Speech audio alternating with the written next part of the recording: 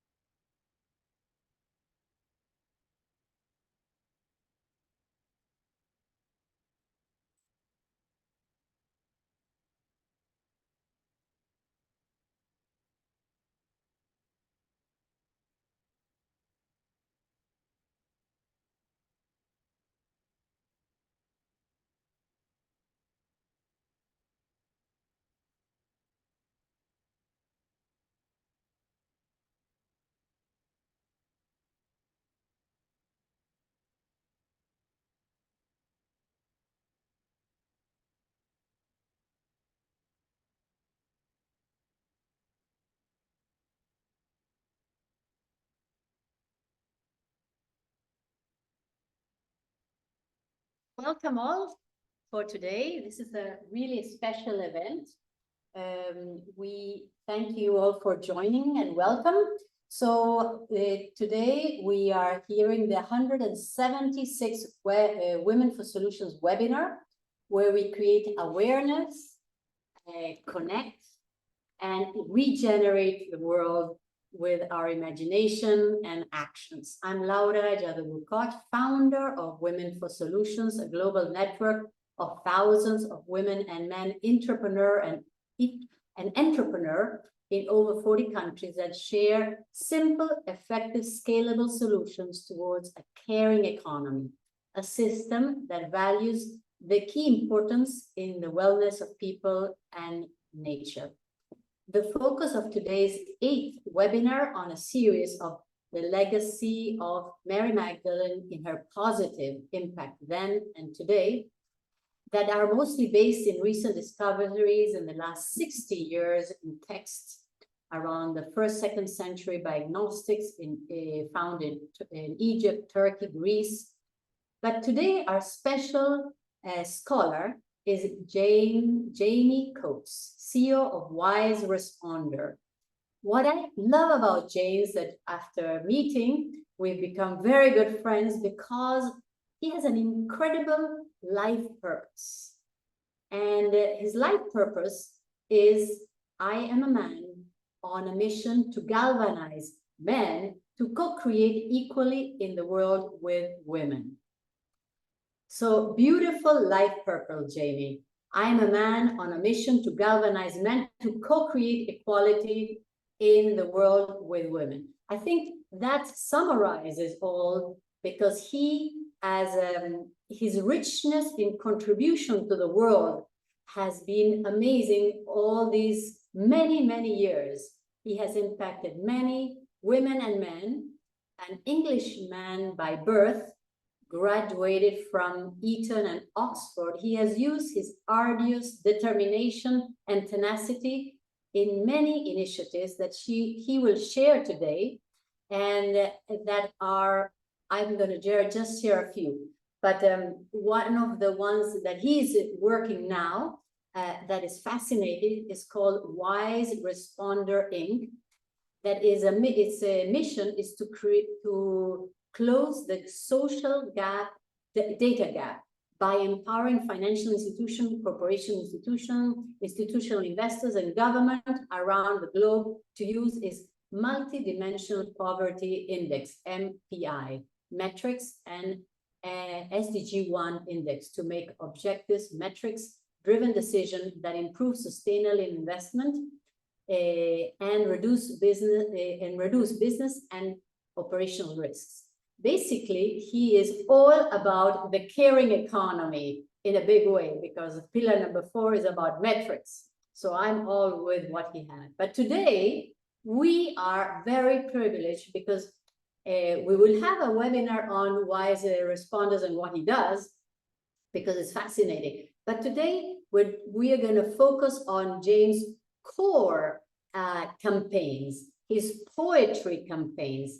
He has done amazing work to really, from the heart, and we know that poetry can change millions of people with few words. As they say, a picture, a visual can be replaced by a thousand words, but a poem can, or a song can deeply affect people, and that's why he has written many poems. But this one that we're going to focus today is very special.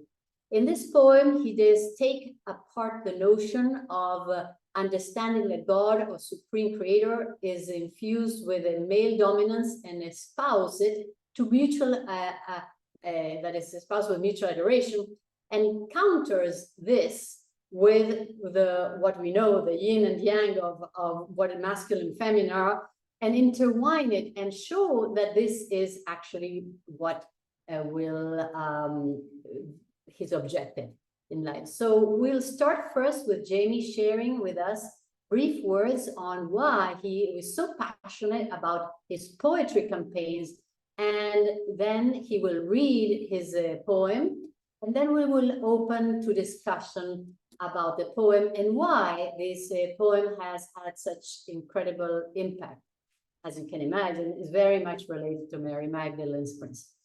Jamie, the line is all yours.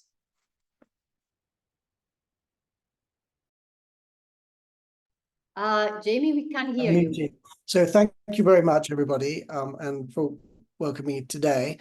The origin of this poem has many sources, but I'll just sort of name a few. It comes in 4 parts. It's a story of Mary and the angel, the story of the Syrophoenician woman who has a fight with Jesus and wins. He heals her daughter.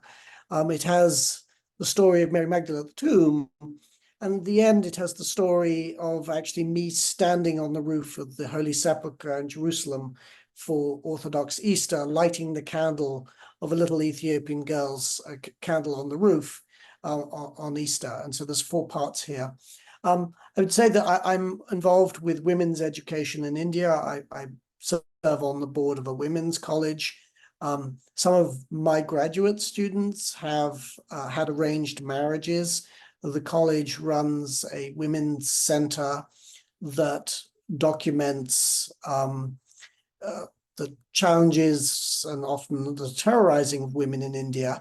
And so the idea of Mary, the first bit of the poem, is a reflection that if you're a young woman in India today with arranged marriage, it's a really bad idea to show up pregnant by somebody else, even if that person happened to be God. So that's the first, that view of knowing what arranged marriage, having some sense of what that's about, informs the first bit of the poem. The second bit of the poem, the chaplain of the college at India, a woman called Sukha Joshua, I was in a meeting with her, and a principal of a college in India was complaining about the behavior of women and quoted St. Paul saying that they should shut up and sit at the back of the church, whereupon Sukha Joshua called him a liar in front of people about the notion of God and wondered what other lies he told. And the man was rather, and then she proceeded to theologically whack him. And it was really interesting to watch her be very feisty and determined to support young women. And I think there's this extraordinary story in the gospel where a woman lovingly has a fight with Jesus and converts him. And I think it's a very important thing to understand. I think then I had been in Jerusalem for the Easter services, and some very disturbing experiences, including being caught in a tunnel with people pouring in at one end, being blocked by the army at the other, and us having to hold children in the air so they didn't get crushed. And Jerusalem is a very fraught place at any time. And realizing afterwards that Mary Magdalene, in the face of a state-sponsored killing or murder, responds by talking about love. And that's a really, really hard thing to do when you're feeling terrorized or have that experience. So there's something very special going on there. And then the last piece was this magical moment when at Easter, the light from the Holy Sepulchre spreads out and it's passed by people lighting candles to one another. And you realize that we're called to light everybody's candle, and we're not called to distinguish who that person is by faith or any other reason.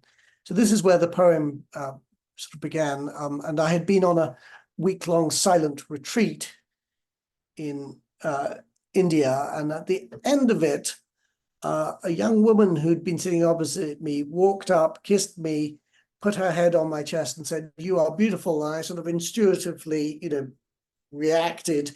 And then she said, "No, no, no." And at that moment, the poem started downloading. And I realized that the poem is about consent, and that the consent of women, as far as I can make out, is that it is actually the basis of the Christian faith. If you read the story, it's also the basis of civilization. And so that's what the poem sets out to talk about. So I shall read it in just a second. Yes, please. Yes, please. We're looking forward. Okay. Faithful betrayal, holy fire. First of the Trinity, Mary.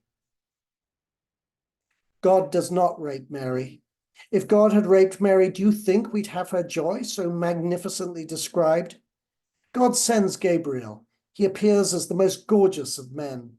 She hugs him, saying, "You're so beautiful," places her head on his chest, looks up, and tentatively they kiss on the lips. He moves to kiss her again. "No," she says.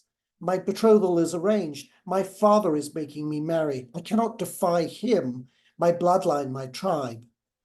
Gabriel steps back.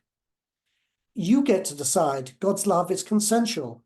Any other story is a lie made up by man." Mary tremors at the idea. A woman free to choose love over tribe. A woman no longer property of man with the right to decide. Knowing that this right is the center of God's love for all mankind. She chooses love. She defies her dad. She faithfully betrays her blood. "Be it unto me according to thy word." Gabriel, Mary, as man, as woman, fully alive, feeling, exploring, adoring, intertwining, through each other, combining to be worship. To and from eternity, now one with God, spiraling in a greater orbit, knowing they are saying yes to life, to Jesus. She gives birth to a boy who grows to be a man, who in time understands, but before, his tribe raises him as their man. Like all of us, he learns the normal basis of hate. Who's in? Who's out? How is my blood superior? I am a boy. I am of this belief in religion. I am of my tribe. The second of the Trinity, the Syro-Phoenician woman. He grows into a prophet, limited at first. He prays to the Father. And he says he's just a man for the lost sheep of his tribe. One day he meets a woman who says, no, that's not good enough. She prays as a mother. The mother who is desperate for her sick child. She is foreign, annoying, cloying, and totally persistent. She's not of his blood, gender, race, tribe, caste, or God. She defies him. He reviles her. Finally, he calls her a dog. She faithfully sees past the hate he's been taught. She knows his heart. She stands her ground and tells him, even dogs get scraps. Like flint, she strikes him, sparks his love. She breaks the clasp that holds his cultural coat of hate. It falls away, revealing the loving heart given him by his mother and God. His mutual love flows. He loves her daughter as his own. Free, he heals into the Messiah.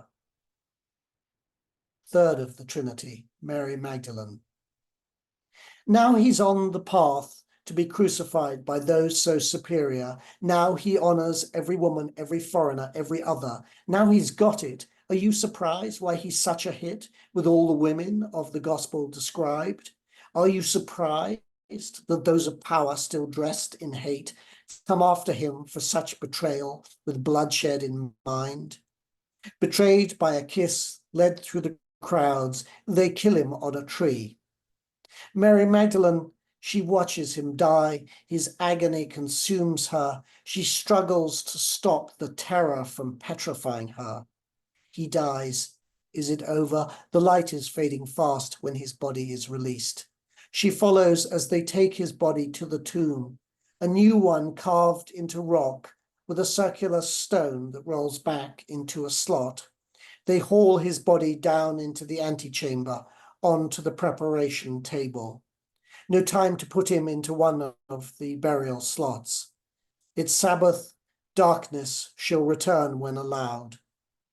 On the third day, she comes early, still in darkness, with enough myrrh to stop the retching that celebrates the victory of those who kill those who put love before blood. The stone is sitting in its slot, rolled back. No stench, no body, another humiliating loss. The rocked carved tomb, the ultimate dead end, is emptiness. Have the men of bloodshed desecrated his body and hidden their evil deed? No, she screams. In the place of despair, she is faithful to love. She feels it envelop her. She turns, risen he is there, betraying death itself. Her love explodes. It is that mutual love. It feels consensual beyond sexual union with God, no hatred to those who kill. Compassion for all, resurrection love from her pours forth. Finally, holy fire. Yes, his act is sacred betrayal. Yes, his reward is death. Yes, he's going to ask you to stand with the poor under the stars and light a candle of a little child. You will light her candle regardless of who you are. Free, you will not ask of gender, of race, of tribe, of caste, of class, of God. You'll faithfully betray your tribe if you answer yes to what Jesus and the Trinity of women ask. Are you flint enough to light holy fire? Thank you. That was amazing. Well, that is quite, there's three parts to this. And maybe we should start with the first one because it's quite a slap in the face for all who have been brought up, like myself, a Catholic in Argentina. So tell us a little bit the historical context and your purpose of this first part, please. So I think, so it's interestingly, what occurred to me as I got involved with women's education in India and a women's run college is, and one of the things that the principal would have me do is I would be sent to go and sit down with the fathers of these young women to persuade them to allow them to go on to postgraduate and graduate education. And it became really clear to me that Mary destroys the patriarchy by her decision. Now, this is incredibly embarrassing for the church fathers. So she's made into a sort of super virgin, and that's what the church has taught. And actually the theory of her perpetual virginity is, I think, coined in about the year 1000. So it was 1,000 years and they were still trying to figure out how to deal with this incredibly problematic story of a young woman who defies her father, who defies whoever arranged the marriage. And it seemed to me that once you realize that, her decision is fundamentally radical in that it destroys tribalism. And I think that theme, and so in each part of the theme, the woman says no and breaks the tribal bond. And so that's where that really came, and understanding what it's like a little from talking to people who have arranged marriages, and what it's like when you go to live with the mother-in-law and the difficulty of life like that, and also the pain of women who kill themselves who are in arranged marriages and things like that. So the story for me, as I began to realize this and look through those eyes, is so dramatically more radical, and yet God asks consent, and that means that this notion of a God, that the God respects the woman first and foremost. That seems to be, that's not what the church teaches, but it's sitting there in the text. I haven't changed the text. The text is what it is. No, I find it fascinating and obviously very revealing, because if you study the Torah and study the issues regarding Adam and Eve, and then you analyze what happened to Lilith, the first wife of Adam, you know, that is the Jewish religion really has developed it, but it was totally suppressed for thousands of years now.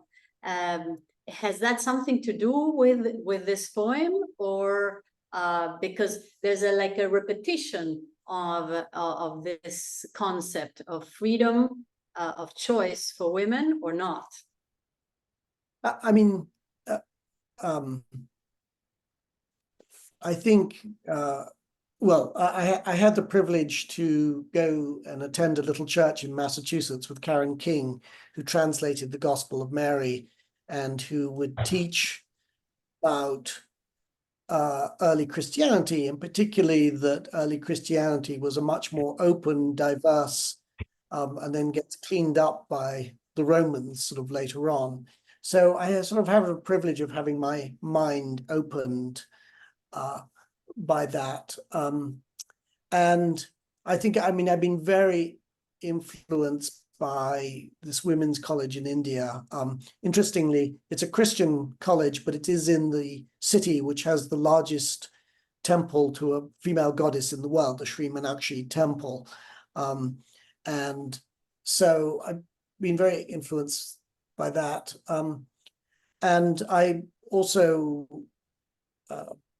had the privilege of working for a men's religious order in Cambridge, Massachusetts for many years. And so attention to the gospel and actually what was really going on in the story rather than what you'd been taught was going on in the story was very important for me. And I would say it's some. Sorry, you mentioned that this happened 1,000 years ago. In 1,000 years, so many versions and so many different theories must have cropped up, and then suddenly the church put its stamp on and said, Mary Magdalene, sorry, Mary, the wife, the mother of Jesus, is absolutely virgin, and they solved that problem suddenly. But how did that evolution happen after all those years? I think it's a, I think so. There's a terrible saying in Boston that the only thing that Harvard Business School teaches is one word, which is dominate. And we live in a history of the word domination, and it's very powerful. And you've seen essentially domination theologies, and those are both depicted and described. So Jesus ends up as like the only Son of God superhero. But if you actually drill into the story is actually much more romantic and much more of a consensual love between men and women co-creating. And one of the interesting things about Hindu, mythology is that there are gods and goddesses that are, there's the male and female, and together they come together and give birth, so to speak. Whereas Christianity has become this strange sort of cloned, God clones Jesus thing. But I think it's all boils down to one word: it's the word domination. The word domination is very alive in the world we live in today in many ways. It's taught in many ways. It's also, it seems to me, it's part of why we're in an environmental mess, whether we've dominated other people or dominated the environment. It's this word over and over again. And the church set out to have a dominant theology, particularly after the Romans took over. So I think these are sort of all just aspects of the same word. And yet what's wonderful is that the story sits there with the women still described, and luckily the texts haven't been scrubbed. I mean, a number of them, as we know, were stopped being copied after the Romans declared orthodoxy. And so until recently, we didn't discover things like the Gospel of Mary Magdalene, things like that. But this is all around this issue of power being deployed through domination, not through consent or consensual or co-creation.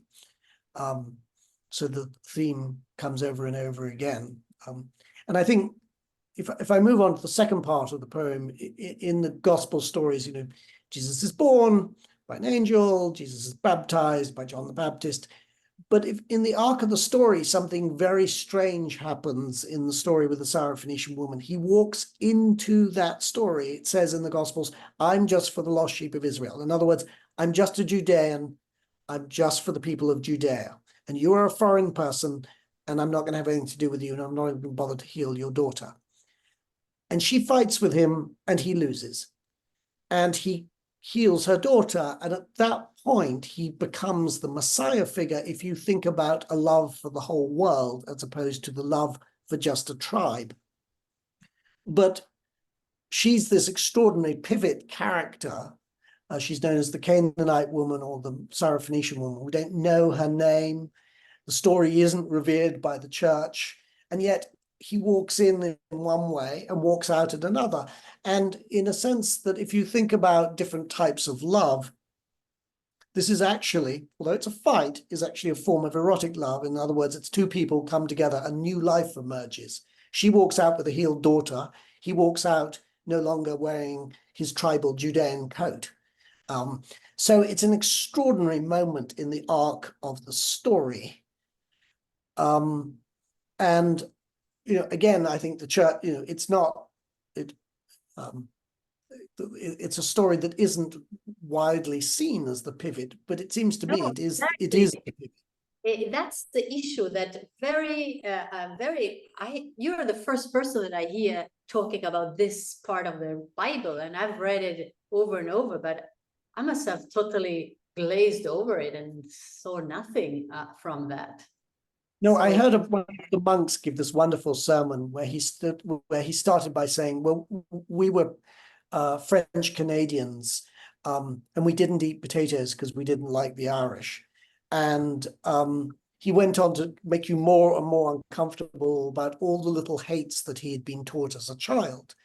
And he basically argued that Jesus had been taught to hate, like we're all taught to hate in some little ways, but that he kept his heart open, and he is a progressive, evolving figure, and therefore a much more humanly adorable figure, I think, at that level. But it was really interesting. It was that sermon that sort of really opened my eyes to the fact that she is this extraordinary pivot character, and that he's not some mega superhero that he's made out to be, but he's actually a growing human being that listened and evolved. And what we have of the love of Christianity didn't come from him, but came from these interactions where everybody grew and gave new light. And then I think the other, Mary Magdalene, that I've had a couple of unfortunate experiences, of one of being attacked, another being hit by a bus. And the idea when your body or your experience of incredible trauma, that you can respond as she did by saying it's about love, is one of the most extraordinary things in human history, it seems to me. And so, you know, she does have a title that church plays down, which is she is the apostle to the apostles. But if you think about, there is this man, Jesus, of Nazareth, but there's the Redeemer, Christ the Redeemer, Christos. She gives birth to the Christos, Christ. It seems to me that Mary Magdalene at that moment brings forth that in the moment of terror, petrification, horror, and trauma, love can still return you to a sense of innocence. And that's the extraordinary thing in the Christian story.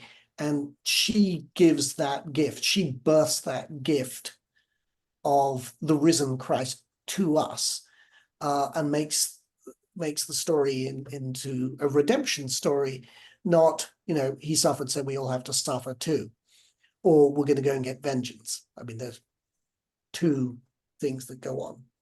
Because, during Mary Magdalene's life, she started, according to some historians, something called the religion of love. That is, in a way, what you're trying to describe here is that actually she's the one who put, with the experiences of the death of Jesus, she really amplified the concept of love, no matter what was happening, and to be loved, the redemption story of our humanity. That was 2,000 years ago. And then what happened? What's happening now about that?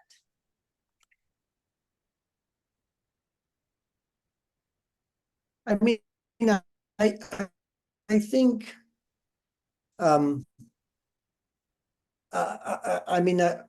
as equality has become more important, I think what's exciting is that these stories still sit in the text. And I think the sort of thing that makes me hopeful, whatever, is the stories weren't extinguished, they were interpreted by the dominant class.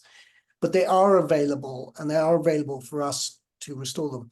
I would also note that I think when it comes to diversity and inclusion, one of the great problems we face is that iconically, and in our subconscious, we have this story, Christian story, sort of emanating from what the Council of Nicaea in 325, I think it is, that still pervades and still makes out God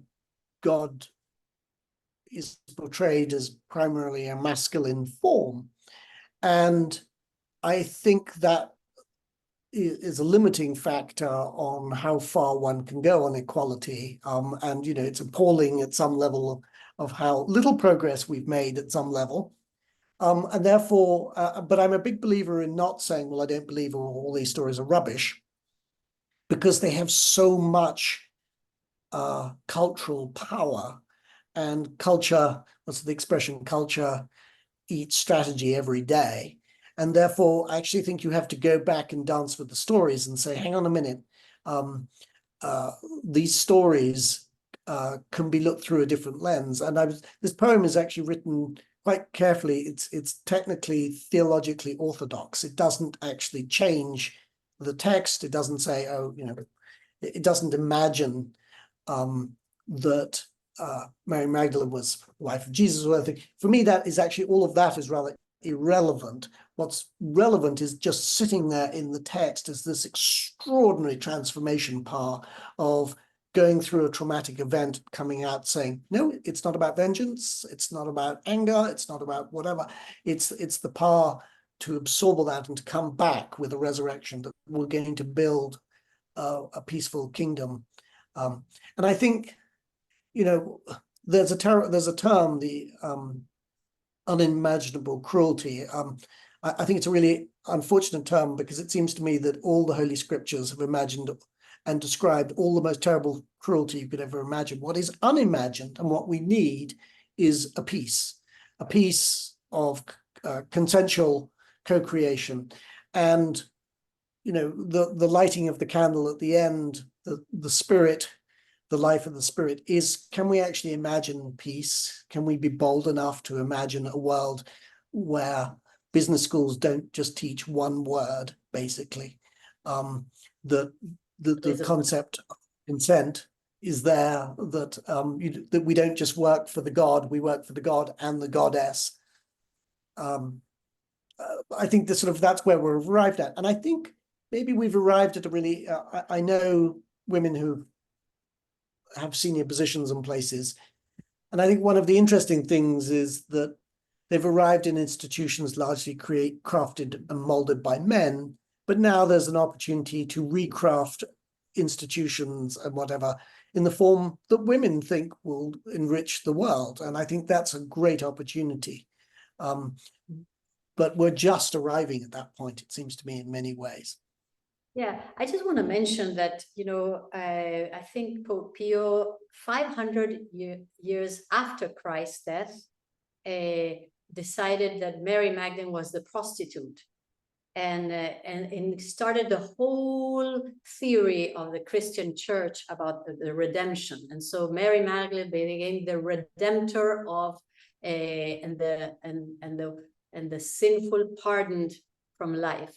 Can you maybe share a little bit about how, because your poem is so it's like a razor blade on that point, and how you changed it into redemption, but it's about the religion of love, or redemption of creation and co-creation.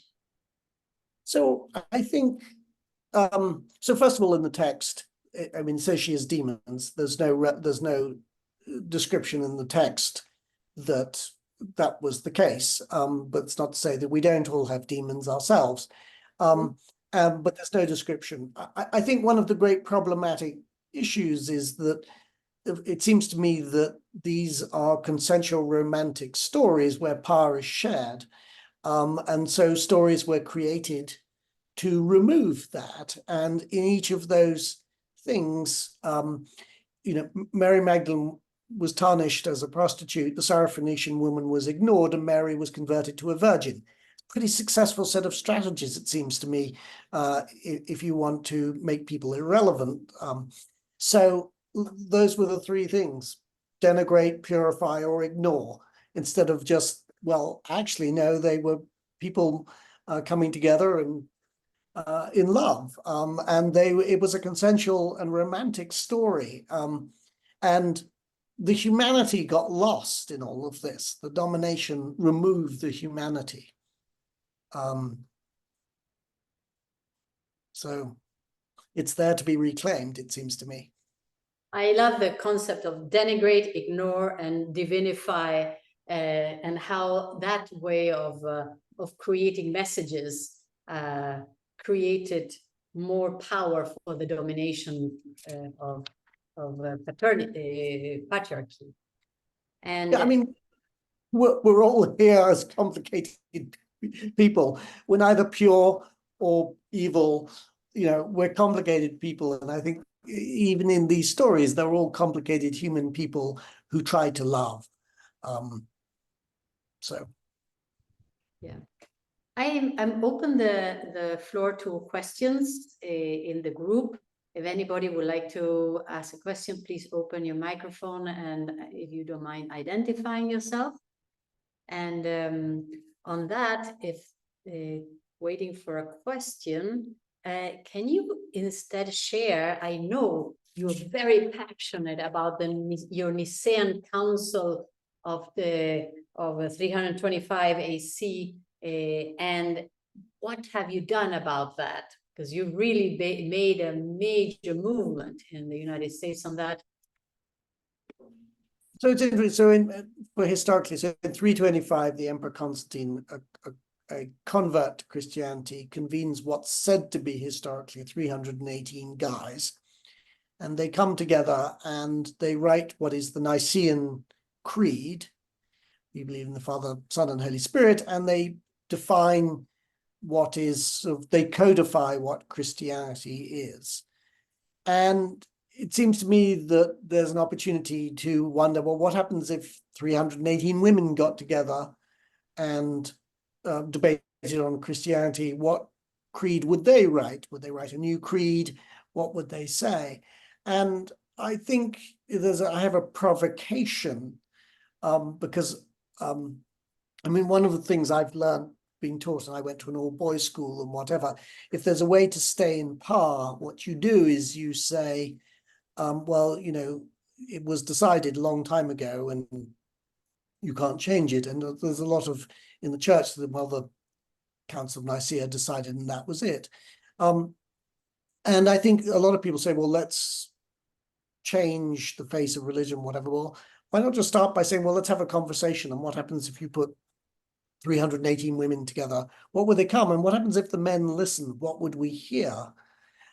Just as women have been asked to listen to what 318 women said. So why can't we turn it the other way around? And what's frightening about that? It seems to me the more dangerous people throughout history have generally been the men, not the women. So I think that I have a provocation to, I call it the Mary Manifesto, which is, can we support women to actually revisit that story and write a creed that speaks to how women would see the Christian faith. Now, it's slightly problematic in that I'm a man saying this, I'm not a woman.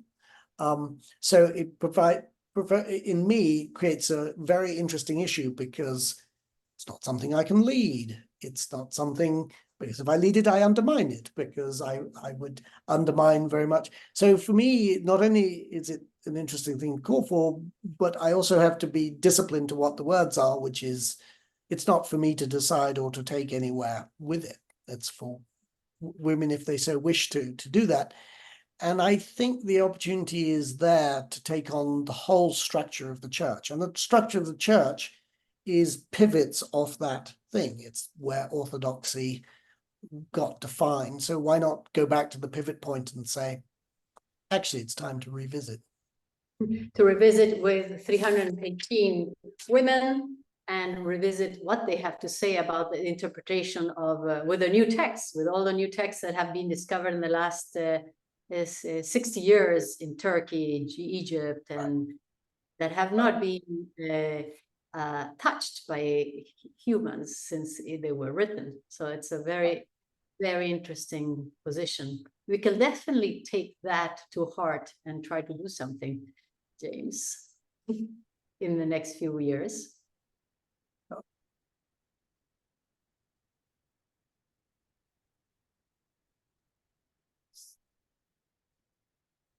Yes. So do we have a question?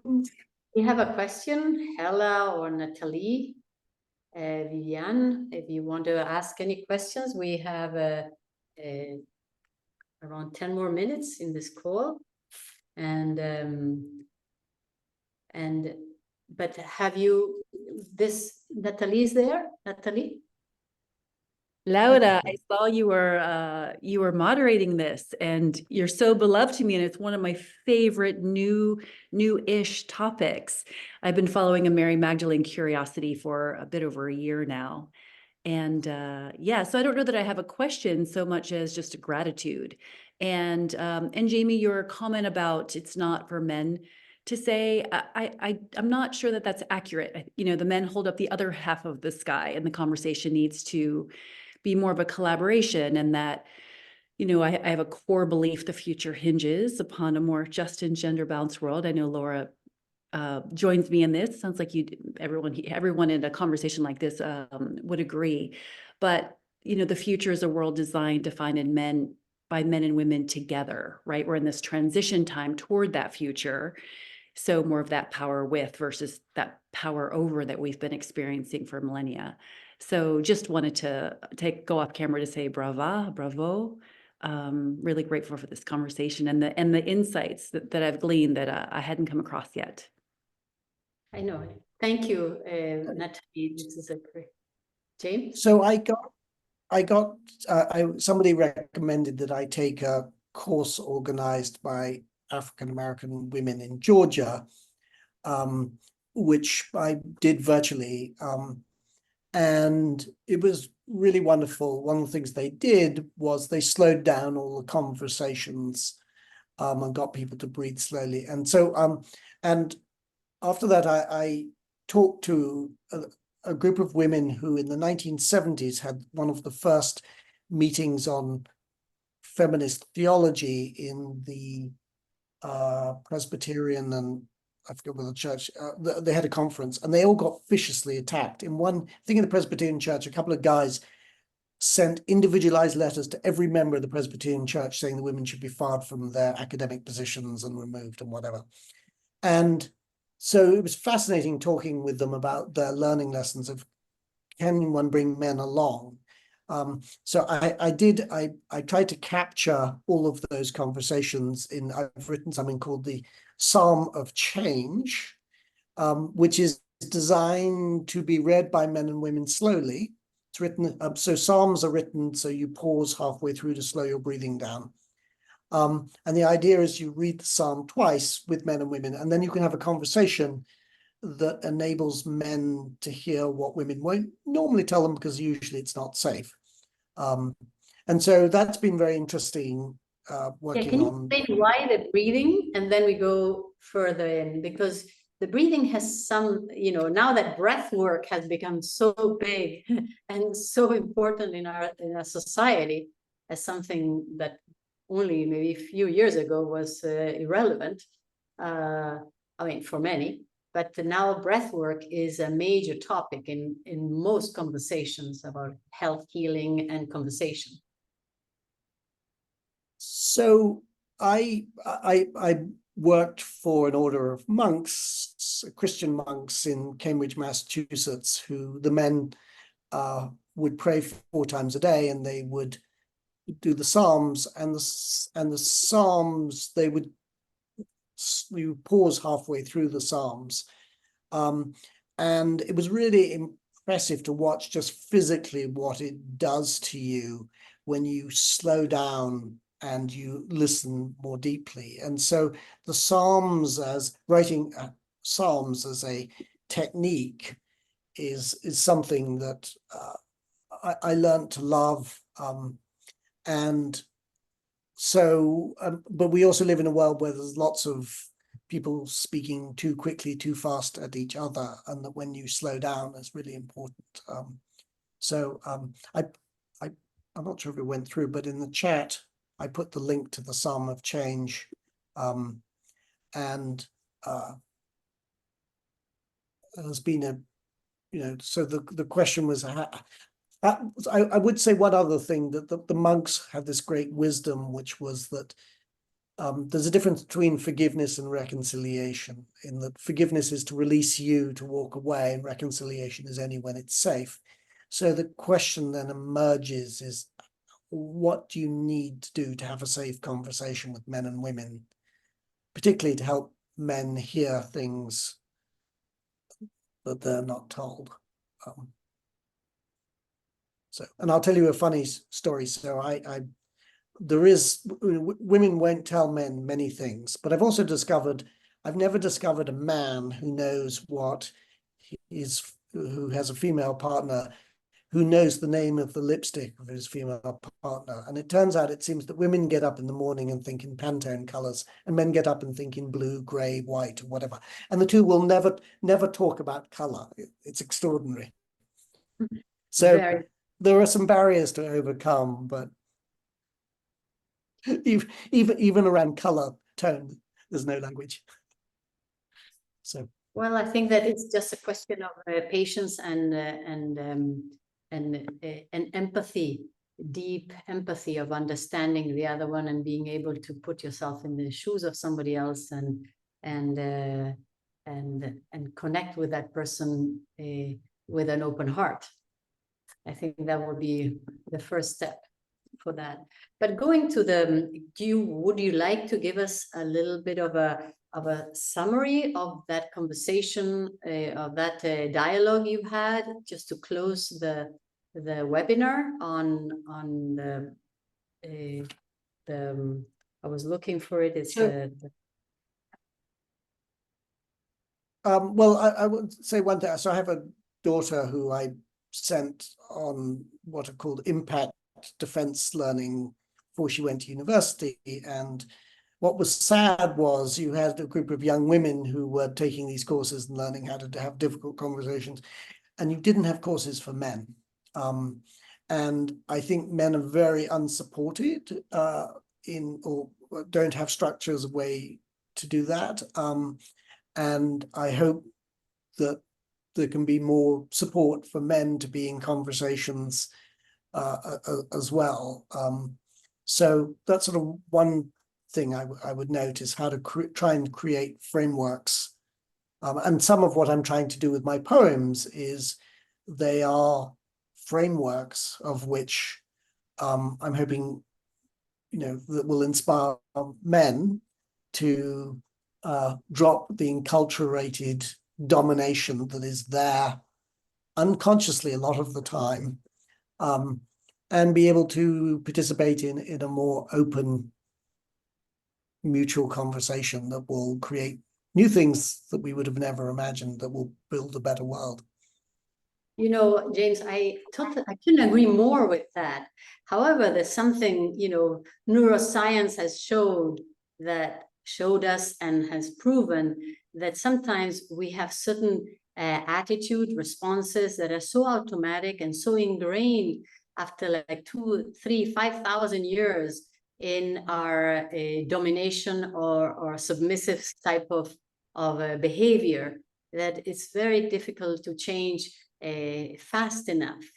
So have you looked into neuroscience and looked into how can we accelerate this sense of domination culture of men and give them the openness so that they can accept more let's say more openly the new dialogue of having difficult conversations?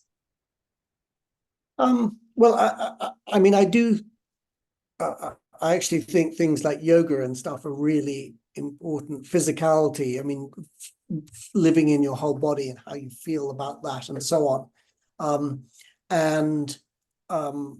I think there's. So yeah, I mean, we have one whole life and one whole body to live, so to speak. I do think it's important. I'm in Brazil at the moment. I've experienced Carnival. Carnival's fascinating. It comes from slave liberation. It's a bottom up. Everybody's in the streets dancing from literally, it's actually, there's a saying in Brazil, the only use for British time to be on time is that Carnival starts on time at 6 a.m, believe it or not. But what's extraordinary is you've got something that pulls everybody together that's also very physical, and is very joyous, and has an extraordinary spirit to it. So I think, I mean, I think one of the things is we need as many tools as possible, whether that's through the spirit of Carnival or through thinking or support. I think in all of this, what is so hard, and there's a piece in the Psalm of Change about it, is that you have to let anger arise, but can it help blossom to innovation as opposed to lead to just recrimination and judgment, so you don't get progress? And I think this is the great difficulty. We live in a world of everybody's saying terrible things to one another and so on, but can we let the anger come and not then make it continue, but actually use that energy to be creative? The Shakti way. And when we started this conversation an hour ago, you mentioned that in this Indian town, the biggest temple is a Shakti temple. And my question is, why is it that in India, women goddesses and the female is so pervasive? Still, the yin yang, the female values are not made visible and valuable in that society. How come that contradiction? And do you see today that that's changing in some way? So the college is in Tamil Nadu. Tamil Nadu is the highest women voter turnout. It has better social programs. Chief ministers have been women. So it is a very mixed society. It's not homogeneous. I'm not sure if I've got I'm not sure. I mean, what I do know is that the spirituality, and well, I think somebody in India said that the thing that will save India is that the guru precedes the king. So the teacher precedes the male dominant, and yes, of course, I mean, India has a strong patriarchal society, but it also has these other stories that permit other thing to happen. Like, so it permits a women's college that's completely run by women. It permits chief ministers, and so on. So it's open, but I think it's got this, what I would call a theological hope here, is that the teacher precedes either the military or the ruler in the Indian sort of consciousness. Different from a Western culture, interestingly enough. Well, Jane, this None of is us have. fantastic. I don't know if you want to give us some closing words. We have a few minutes left, and it would be great to hear your current action towards this co-creation, female, male, and what you're doing today in real action. So I work for a company created by Oxford University. There is a woman who is a nun, who's the professor at Oxford, called Sabina Al-Kaya. She appears in my poetry called Sophia. She's the Christian symbol of wisdom. And so what Sabina is doing is she created a counting method that counts deprivations like lack of education and so on. So essentially it's nurturing metrics. And what we're doing is we're taking a sort of hard data economist view on social metrics. So we're introducing into the economic system essentially feminine metrics that essentially, once they get adopted, rebalance the system. An example being AB InBev, the brewing company, halved the poverty of their employees in 6 months in Guatemala once they understood the situation of the families of their employees. So there is a company that sort of changed its model to bring to an end poverty in quite a dramatic way for and end deprivations. So we're and the way we talk about it is the world, particularly the Northern Hemisphere, Western world, runs off the one-eyed view of money, basically, a lot of the time. And we're providing metrics so you can look with 2 eyes and ask questions about health, education, assets, and mathematically model them. So in my life, my work, we're trying to put the feminine into economics. In my volunteering, I'm supporting women's education, and in my poetry, well, it flows through me, and so I have to live with what flows through in a wonderful way. But so that seems to be the theme, and I wake up every morning, and there is in Christian context, there's a thing called the prayer of oblation, which is the dedication of your whole life to God. And so my prayer, which I will close on, is I fly and land where needed, where justice finds her heart hurting, and we hold the gods accountable, opening eyes to her love, the love of her, God. Thank you. Those words really touched me. I hope we can Wow. we definitely put them in writing, and Yeah, all please. registered will get a copy of that too. And on that note, I want to thank you, James. This has been really, truly inspiring. And we have many people who are also, Sarah, thank you. Vilma, thank you for participating.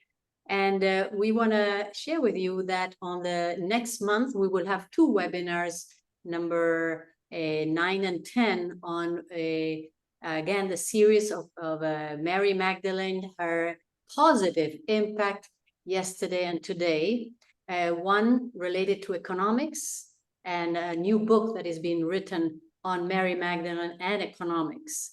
And the second one will be one in Spanish about the prehistoric situation before Jesus, and what was for the last 20,000 years, the role of women and where Mary Magdalene gets what she is based on prehistoric vision. So, and also Women for Solutions will start in May. Again, our 12-week or 14-week seminars. This one will be in Spanish about the caring economy, about gender parity towards the caring economy. Paridad de género hacia la economía del cuidado. It's a very intense 12 weeks, but they're fascinating, and we'll be giving this specifically for women and men in Venezuela and Colombia, but anybody can register. On that, I will thank you again to everybody, and we always close with our little video that we believe is so fundamental to us.